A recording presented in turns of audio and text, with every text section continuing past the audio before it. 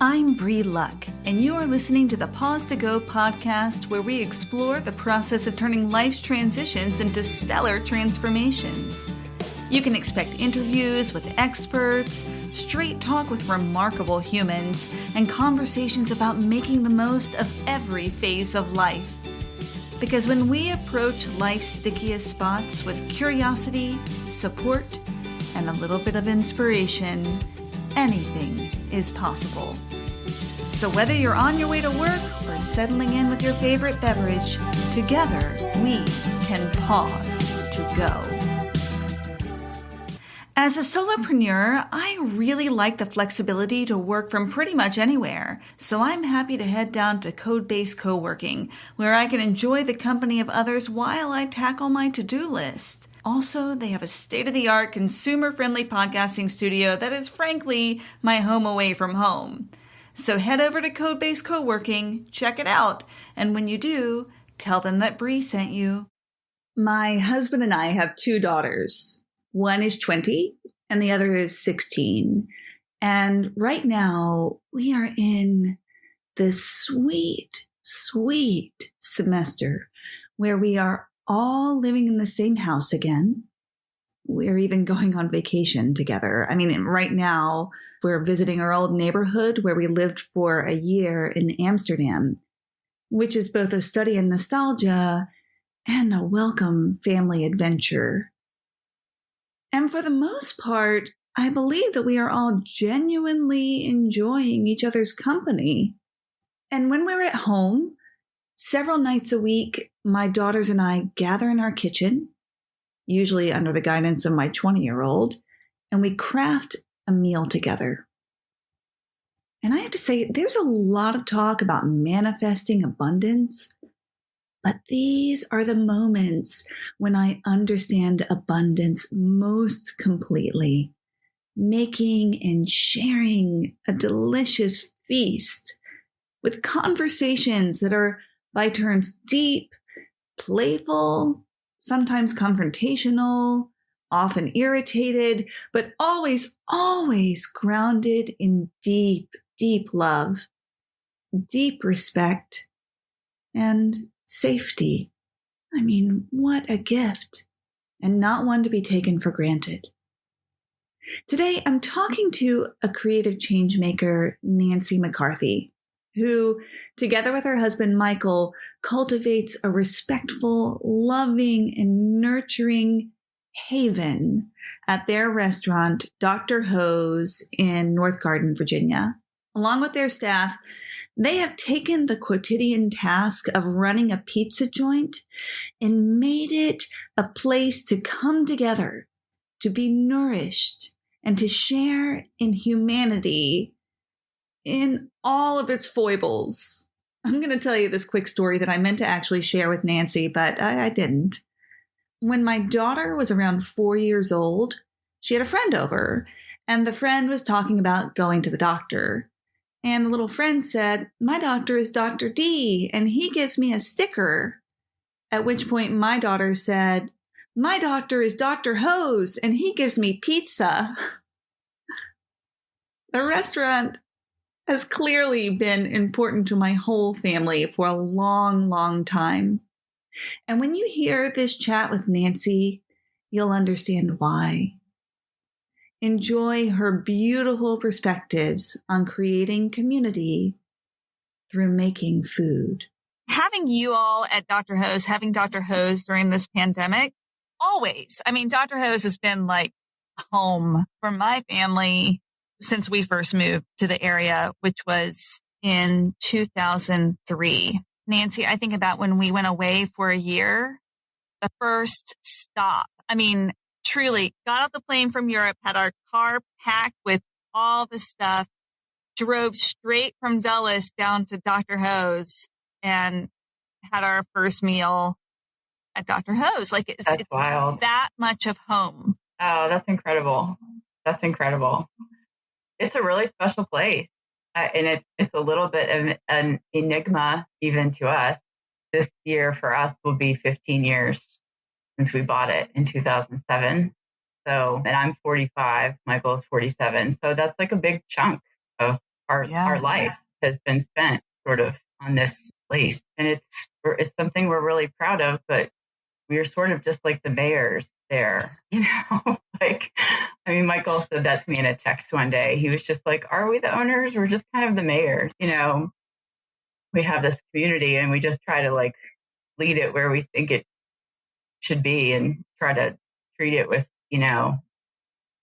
the respect that a community place deserves and go from there. It's all been very unexpected, which I don't think most people would say about their business, but that's how it feels for us. When you bought Dr. Hose, what did you think it would be? I mean, like what was your dream for it then? Yeah, I'm not really sure we ever had nearly the plan for it that we should have. It was a little bit, I don't want to say accidental, but it was a little bit of serendipity. At the time, Michael and I had just gotten married. I had just started selling real estate, trying to sort of figure out my place in the world. Like, what am I supposed to be doing? He had been chefing for a long time, had worked for a lot of great chefs, a lot of time spent locally. I had tried to get out of the restaurant industry. And so actually as a couple, like he knew me through friends in the restaurant industry and that's how we met. But we never worked together in a restaurant. And I was in a real estate meeting one day and a woman who I had worked for in a restaurant, I was selling real estate on a team with her. And somehow someone else at the meeting she was talking to about Dr. Hose and how's it going? And he's like, I really need to sell it. And I sort of like heard it from across the room. Like I wasn't really part of the conversation.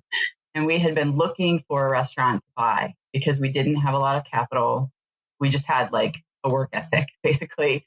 And this desire to know that if we were going to work really hard, which, our industry is difficult, we were going to do it for ourselves. And so I kind of heard it across the room and I had been there like once. I think we had eaten there maybe one time. And I was like, yeah, that's it. That's the place. And I went home and I think actually before I went home, I like talked to Ian, who was the owner then. And I was like, I need to connect you with my husband. He's a chef and we need to want to buy a restaurant. And also strangely, why I thought that it was a good idea is that my first restaurant job when I was 17 was in a pizza place in the middle of nowhere in Gainesville, actually, before Gainesville exploded. So Gainesville didn't even have a stoplight. And I worked in this pizza place during the summer. All I think we really wanted it to be was like a way to support our family, like our imaginary family that we didn't have yet. We were just like, we just need to make enough money to live. Like that's really, we don't have any big goal of having a big brand or having 3 restaurants. We just want to have one restaurant. We want to have a family. We want to have like this quiet little country life. And that was it. So sort of the rest has kind of felt like being on a runaway train sometimes. I mean, we did it, but I'm not really sure we meant to. We just felt like the audience was there. And then it just kept getting bigger and bigger. And we were like, where are we going to put them? Looking back on it now, it's kind of wild. The whole thing feels like, did that just happen? Still, which is crazy. The word alignment can be overused, right? There are all sorts of these words, but there is something about not planning, but just really being open to experiences in an engaged, active way. So it's not just passive. Clearly, nothing that you all do is passive. No, it hasn't been passive, but we're coming up in this age. Like when I think now of the length of time we've spent there, I mean, our phones didn't have cameras in them. And I can distinctly remember at some point, a couple years in, we were like, these people are taking a picture of their food. Isn't that so weird? Like, why? Like, is there something wrong with it or something in the food? Why are they taking a picture of their food? And, there wasn't even Yelp. There was no Google reviews. I mean, it was just such a different time. So to like go through all of it now in this whole entrepreneurial time where people are building brands and like, don't you want to have 3 of them? Don't you want to have 4 of them? And I'm like, we just want to have 1. We just want to like do something and do it well and be proud of it. When you go into Dr. Hose, and for people, a lot of the listeners don't live in Charlottesville, so but they should go to North Garden, which is just outside of Charlottesville, to go to Dr. Hose because it truly is. I mean, it feels like a restaurant. It doesn't feel like a home, but it does feel like you are with family when you go. Yeah. It's amazing to me. I mean, we have not eaten in the restaurant since the pandemic Sure. began. So we do eat our food at home, but even just going to pick up our pizza, it just feels comforting. And for a while, that was the only social interaction with people that we had. And I would add that in the country, even before the pandemic, sometimes that is the social interaction that people have. When you live in a rural area, and this is something I didn't understand until I lived out here, which has been a long time now. If you work out on a farm or you work from home, seeing your neighbor at the fence or seeing the person who is handing you your pizza or pouring you a beer after a long day, that's like the fabric that makes up your social connections. It's sort of incredible. It feels like we get to be a part of people's lives in this really small way, but we do feel connected to them. And even during the pandemic, we have so many people who've been coming there for so long. And sometimes there's like an ebb and flow to that. People will come a lot and then they won't come. And then they'll come back because that's just life happens and we have our routines and things. But even during the pandemic, when the dining room was closed and we continued to work the whole time, but we just did takeout. We were trying to be as safe as possible. You know, there would be regulars that many of the people who've worked for us have been with us for a long time and leave and come back. And people would be talking about like, well, have you seen this one? Oh, you haven't seen them? Let me reach out to them. People would be worried. People who would be servers in the normal sense, like when the restaurant's open, but during the pandemic was literally, we're taking orders and handing people pizza, which sounds simple, but somehow wasn't. But we would have these people that would be like, I'm kind of concerned about this one. Like, are you Facebook friends with them? Can you reach out and just make sure they're okay? Like, and that's community. And I think that's how we've been lucky to form these relationships, is that we work with a lot of people who are just really good humans, just really decent, caring people. And we all make mistakes sometimes, but I think there is a level of sort of courtesy when we walk into work. And I think that's what makes it work for us too. I mean, I work with people from every different political persuasion that I can think of. And somehow we all get along. And during a turbulent time, I mean, COVID and the last election those were really some tough things for people to come together on. And somehow just maybe out of respect for not the business, the place, people just wanting it to work and people just wanting to continue. So sort of being able to leave those things at the door sometimes and just sort of have that shared humanity of like, we're just going to do this. We're just going to make the pizza. Like people are going to come pick up the pizza. Mm-hmm. Like we want to make sure we have something to come back to. We were afraid that if we stopped, there wouldn't be anything to go back to. So, yeah, it's like a lot to unpack sometimes. But I often think, how do we get better at communicating with people who don't think the way we think? How can I make sure that I'm not vilifying my neighbors because we have what feel like fundamentally different ways of viewing the world, when in actuality, they're generally not that fundamentally different. It's the way that we deal with our concerns that is different.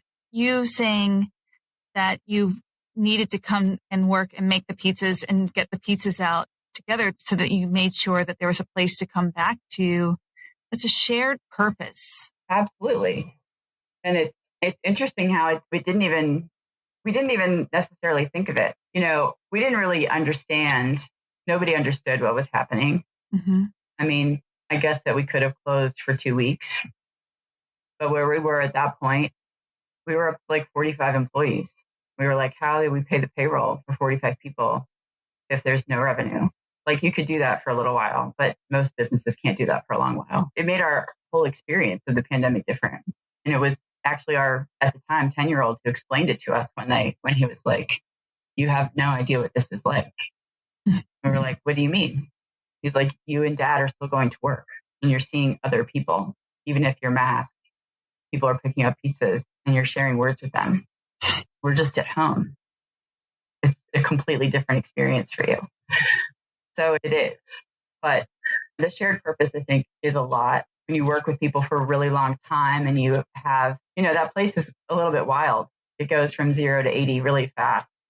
And thankfully, it's something that we've become able to do it relatively well. And it's just like we're all just kind of a cog in the wheel of this engine that runs. But every single cog is super important. And every person is really important in making sure that it flows. And I hope over the years, we've gotten better as owners at appreciating that and understanding everyone's role and treating people with the respect they deserve so that when they come to work, they feel like what they're doing is meaningful. Mm-hmm. I mean, we're not surgeons or anything, we're just making pizzas, but we're making something easier for families by providing dinner. We're creating community for people who need a place to come and feel connected to other people. And I think we all sort of have a lot of pride in that. And so I think during those times, we're able to sort of leave our egos of thinking what I think is right. This is the only way. It's just not conducive to a work environment that's helpful. And even over the years, we have very distinct opinions about where we stand on certain issues, but we've tried to always keep the restaurant as well as we can, sort of a clean slate for people. Because one of the things people have remarked on a lot over the years is that they can go belly up to the bar and have a beer and end up sitting next to someone who is probably diametrically opposed on every single issue. And they can end up having conversations together. And they may end up having the same conversation 3 days a week at 5:00 over the course of two beers. But maybe that's how we come together. There will always be different opinions about things. There have definitely been years that those conversations get stickier, but being able to have them is important, and being able to have a place to have them is important. And I think that is sort of part of having a rural restaurant is we're all coming from different places. I mean, I didn't grow up in a rural community. I've lived in big cities. Michael also. And there are things that I probably didn't appreciate about the rural community that I absolutely do now. And it's interesting even when I bring that perspective to political conversations, because I'm like, there's a little bit more to it. You're really simplifying an issue that's a very complex thing. So for me, it's been incredible. For Michael, it's been incredible in those ways. And I will also say that for the community, it's also been incredible. I've had those conversations. My husband and I are very, very upfront with our political ideologies. We're very active in standing up for things that we deeply, deeply believe in. Absolutely. And also, we've sat at the bar and had really beautiful, civil, playful, teasing sometimes conversations with country cousins and neighbors who feel very, very differently. They say all we need to do to really connect with people is to eat a meal together once in a while and drink a beer once in a while and just talk. Yeah. And you really create a beautiful space to do that. So thank you. Right now, I'm really looking at 7 paths to cultivating change in our lives. Many of my clients find themselves in a place where they realize that they're not living a life that feels full of purpose. They don't feel purpose when they go into work every day. They're trying to reconnect with that. And so there are 7 avenues that I see to get there. And of course, they overlap and intertwine. I just love to take you through them and see what immediately comes to mind for you when you think about these paths. Good? Yeah. Thanks. Great. Thanks for playing along. So the first one is the emotional path. What are the ways that you might engage emotionally in your life? Engage emotionally. We're not talking about work now, right? It can be. It's all emotional. I think driving down the road is emotional half the time. That's so much to unpack. Well, I'll say this. I'll jump in on this one. I'm not sure where to start with that. Because I can remember more than one time that I have come into, I mean, we know each other basically through the restaurant. Yes. Right. Yes. We haven't hung out outside of that. We may see each other at a farmer's market or something and wave, but we don't know each other that well.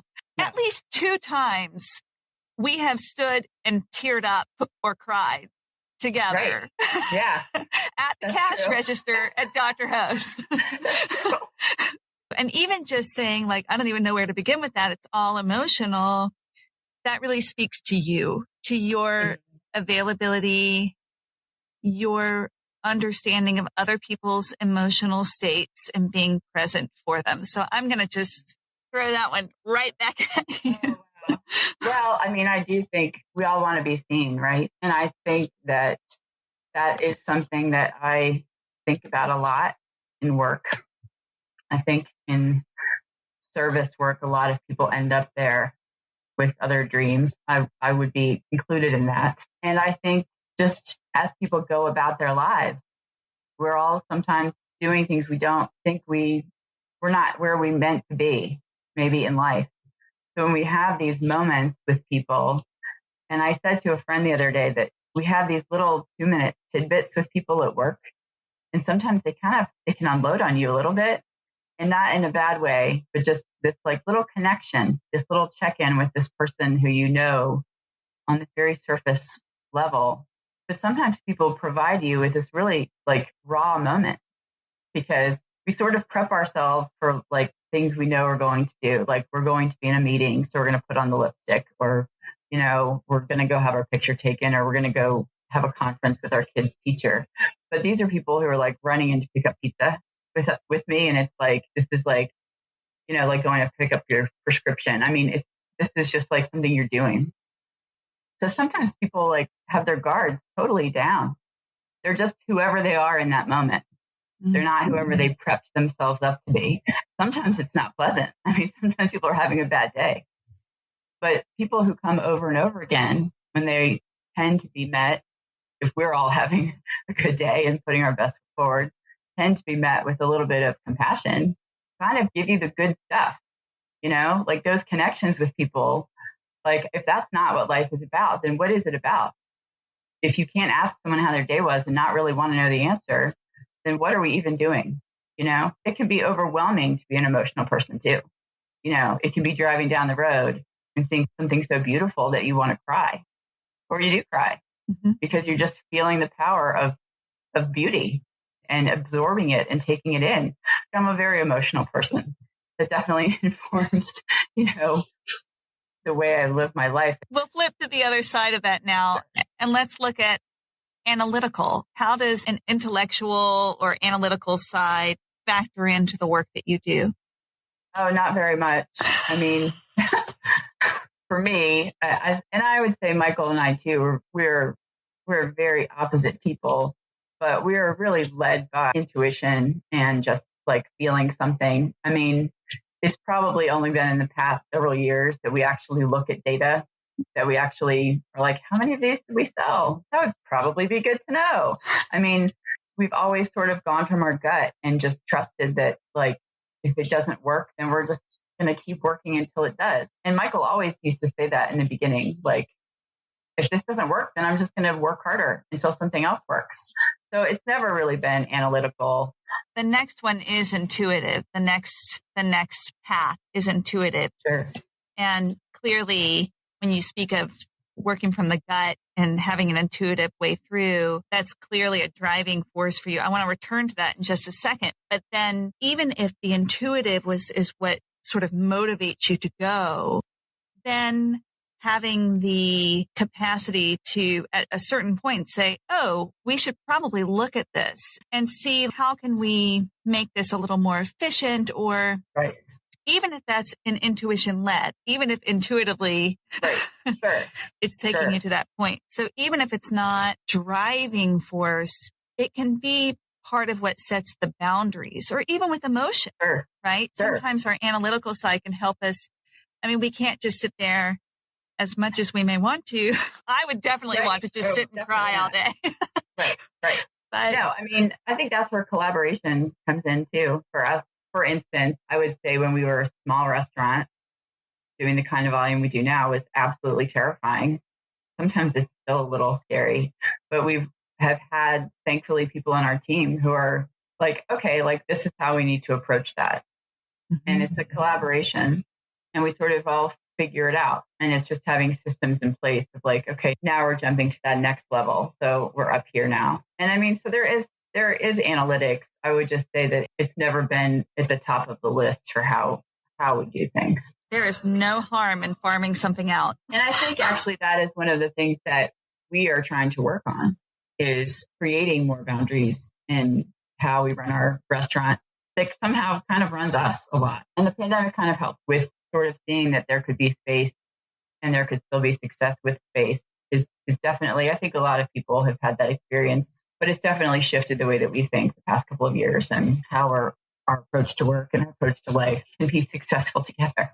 Let's return to intuition. When you have an intuitive feeling, how can you tell? I feel like if I have something that just keeps coming back, if it's something that might niggle in my sleep when I'm thinking about it, and then it presents itself again and again and again. I think when something starts taking up space, even if it's in your subconscious, there's something there that you have to sort of pay some attention to, you know? One of the things that I teach when I'm helping people to tap back into their intuitive side, because we forget sometimes. Absolutely. And it is to just sort of let the periphery come in, to let those thoughts that are in that periphery, to let that vision expand a little bit. So I love that that's how you explained it, because it's exactly how I feel about it. And so thank you for that confirmation. The next one is creative. Oh, you are creative. I am creative. I mean, my degree is in dance performance and choreography. So I am a creative, and my husband is a chef. Creativity is everything. I think it's sort of how we've gotten so far, is not being afraid to be creative. And I think creativity is a gift. I can't imagine a life devoid of creativity. It just would be like being locked in a room or something, or a dark room where you couldn't see the light. I mean, we're a very creative family, and even my children are creative. And that sort of like gives us the space to just be who we are, or figure out who we are. I'm not sure who we are, but creativity is everything. Yeah, that's all I can say. It's just inside you. You have to let it out, whatever it is. It doesn't have to be your business. It doesn't have to be something you sell. It's just a gift. Put out into the world, keep to yourself, put it in a box, but it's important. It's like the fuel to a happy life for me anyway. We don't offer any room for boredom in our lives anymore. And I keep thinking about how the projects that have brought me the most joy, that have been the life-saving projects for me, which have all been creative projects, grew out of boredom, grew out of just a little bit of having room to create and absolutely to dig around. I think Lin-Manuel Miranda said that about Hamilton. That's how he wrote it, was just being bored out of his mind. And, I remember listening to an NPR interview where he said that. And I've kind of taken that with me with my parenting with the kids sometimes. And I'm like, you need to be bored. You need to go sit with that boredom and just be bored. See what happens. We don't give ourselves very much space for that anymore. And I think that's challenging. I think that's problematic to some degree. The next one is spiritual. Spiritual. I think spiritual is how you connect everything and everyone around you. It's not in a particular book or creed. It's really just how you approach the world and how you approach other people's humanity with your own, and how we see ourselves in each other. I mean, I grew up in organized religion, and it's fine, but I feel the most connected spiritually, like in nature, for sure. When I give myself space, sometimes it's just like my walk from like the house to the hen house to lock them up, and you see the moon rise, and like that is spiritual and emotional, but it's spiritual, and it's everywhere, right? I mean, just how we approach our lives and how we talk to other people and treat each other people really always tells me everything I need to know about someone in that way. I've been studying with Danielle LaPorte, who has a heart-centered facilitator training program. And just as you said, it's about how you're relating to other humans. Spirituality is about the day-to-day. It's a million little acts every single day.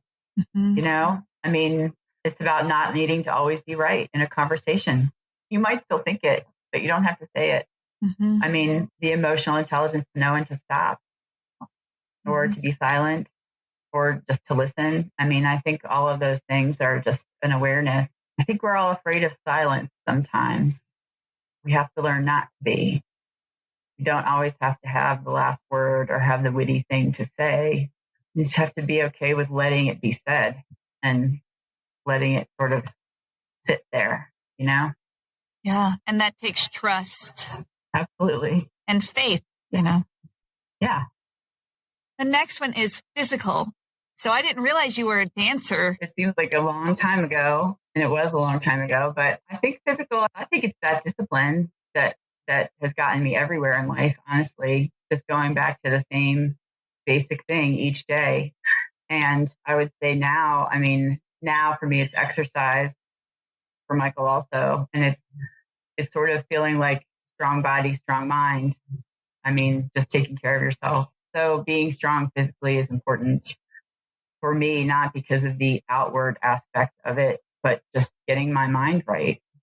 So just sort of like getting into your body and getting out of your head for some amount of time every day gets my brain ready to be open for whatever is coming my way every day. Yeah. And it's important, whatever it is. I mean, it could just be a walk. It doesn't matter what it is, but getting into your body every day is very important to me. And at Dr. Hose, you're also creating really high quality food too. It's pizza. Yeah. But we have a vegan in my family. We get a vegan pizza almost every week. Yep. And then, so I had Lyme disease. I think you know that. I had Lyme disease and I had a very strict low inflammation diet. Even though Dr. Hose is known as a pizza place, right. I always find really excellent food that felt nurturing, that I knew was high quality food. Yeah. And so, yeah, I mean, we have a lot of people who don't even eat pizza at Dr. Hose ever. And I think that's been part of the success too, is offering a breadth of things. Michael is wonderful. And we have a wonderful team of people in the kitchen who just really love food and really just want to make tasty things. And we've never really felt the need to stay on a script. And I remember that conversation very clearly 8 or 9 years ago with Michael when we finally got an oven, or not an oven, I should say. We finally got an 8-burner stove. It was a really big deal in our household. Like we had already owned the restaurant for 6 years. The original space didn't have room for one. We expanded. I mean, I still have this awesome picture of Michael putting it in and like being like, wow, like this is a huge deal. I'm going to be able to cook actual food now, because up until that point, everything had to be cooked like low and slow in a pizza oven, or, I mean, just all of these crazy things. So that was definitely a turning point, but we just have people who care about what they put out there. Oh, the point I was trying to make with the menu is I remember him saying like, we expand the menu, like there will have to be like this section and that section. And I was like, no, I think just write a menu. We have to just write our own script. We're the only restaurant out here, and people can have expectations of what a pizzeria is, or we can just make it what it is. We're just going to make it whatever we want it to be. And that's kind of how it's all happened. And it seems to have worked for us.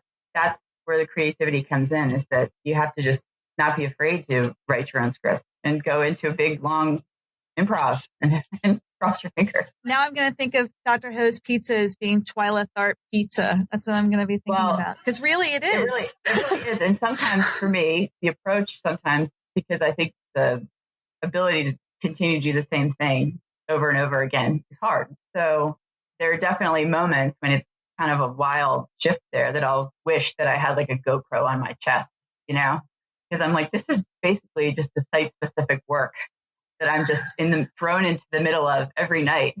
And then the last one is social. I'm kind of an introvert. So, and Michael kind of is an introvert too. We struggle with that because owning a restaurant, there's definitely a performance involved.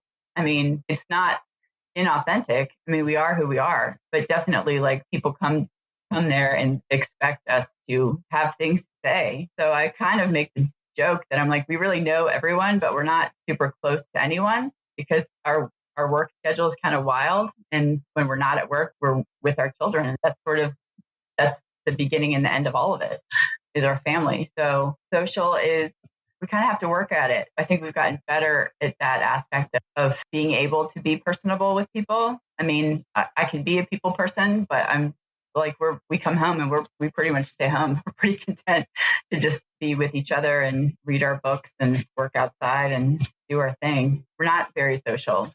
I think it's a fallacy that people who are in public or seemingly outgoing positions and people who are good at it are extroverts.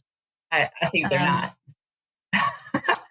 Part of having a social understanding of what you need is also recognizing that and creating that space. Because I would imagine that after being with people, both staff and community, customers, diners, that you really do need to find the space to decompress, to let go, to just have that intimate space with your closest family. Yes. We have a hard time always finding that space. It's something we're really working on now. Is just sort of, I feel like I could teach a master class now on how to say no to things. I mean, we've really started to tighten down the hatchet as far as access. I mean, business standards now, this connectivity of like social media and being constantly on is not sustainable for most family-owned businesses, for small, like owner-operated businesses. And I don't think it's really healthy. So we've sort of slowly turned off ways that people can reach us. We have email, we'll respond to emails, like we answer the phone, but we've tried to sort of dial all of that down to some degree and just look at things and be like, is it worth not having a day off? No, it's really not. Like it's always nice for someone to ask us to do something and we always feel grateful, but it doesn't mean we have to say yes to it. But that's a hard mentality to come to because you spend this long beginning of building a business is the hustle, trying to get to a point where you're sustainable and you have the business for it to be sustainable. But then you reach a point where you have to look at your whole life and think, well, where's the boundary? When am I allowed to turn it off? And how am I allowed to turn it off? And how do I turn it off? I mean, we have a lot of conversations sometimes about how do we throttle it back? Sometimes I get emails from people who are like, have you ever heard of online ordering? And I'm like, I have. I've heard of it. I hear great things about it. I mean, so we have gotten better with ourselves at making decisions like based on what our needs are as a company, but as a family first, and understanding that almost everyone who works for us has a family, whether it's very close friends or children who are actually their children or parents who are needing care, and just making decisions that everyone has to have downtime and has to have the healthy boundary of like your life is first. Takes a lot of no's to have a really solid yes. Yeah. Thank you for all the no's that it is taking you to create such a home for so many of us. Thank you so such much. A safe space. We feel very grateful to get to do what we do and to have found the success that we found that was very accidental. So we're grateful for the ride. It's been amazing. And the people who have been on it with us, our customers, our staff, all the people who've supported us. It gives me shivers to just sort of think about like the power of people together. What we can do is great. It's so much. So thanks for letting me chat about it on and on. Here are my key takeaways from this conversation with Nancy McCarthy. Number 1, one of the ways to help employees feel like their work is meaningful is to make the extra effort to understand the roles they play and to be very mindful of treating people with respect, even in the smallest of moments, remembering that they have lives outside of the workplace and honoring that. Number 2, never forget the connective potential of breaking bread or sharing a drink with someone. There will always be differing opinions about things, and conversations can get sticky. But if we can take the time to connect in community It may not change our opinions, but it can help us come together as neighbors. Number 3, make room for a little more boredom in your life, because boredom has the potential to give rise to creativity. And as Nancy says, creativity is the fuel for a happy life. Thanks to Nancy for joining me for this conversation and for feeding my family for so many years. And thanks to Code-Based Co-working for their sponsorship, and to WTJU and the Virginia Audio Collective for their support. Thank you so much for listening to the Pause to Go podcast. If you got something out of this episode, let us know. Share it with a friend, join our Facebook group, and subscribe, rate, and review on Apple Podcasts if you loved it. If not, no worries. We want you to tell it like it is, and we'd love to have your input. If you want to know more about what I'm up to, you can follow me on Instagram at The Lovely Unbecoming or at my website, thelovelyunbecoming.com. Stay curious, y'all.